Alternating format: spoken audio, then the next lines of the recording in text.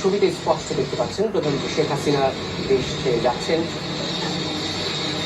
এবং শিক্ষার্থী সাধারণ মানুষের যেই দাবি ছিল শেখ হাসিনার পতন ও ফ্যাসিবাদী ব্যবস্থার বিলোপ, এই দেশ ছেড়ে চলে যাওয়ার মধ্য দিয়ে বোধহয় সেই দাবিটি পূরণ হলো এক প্রকার।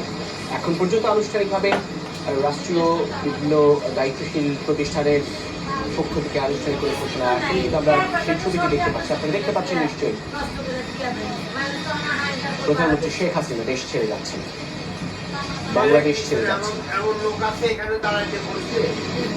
সেই হেলিকপ্টারে পরবর্তীতে নিশ্চয়ই কোনো একটি প্রক্রিয়ার মধ্য দিয়ে দেশ ছাড়বেন। বাংলাদেশের ইতিহাসে এটি একেবারেই বিরল, নিঃসন্দেহে বিরল, এবং এই ঘটনা অপ্রত্যাশিত ছিল প্রত্যেকের জন্যই। এই ঘটনা আসলে দিন দিন একটি পর্যায়ে এসে পৌঁছেছে। এমন ঘটনা নিশ্চয়ই কোনো সাধারণ সচেতন নাগরিকের কাছে প্রত্যাশিত নয়, কিন্তু আজ এমন এক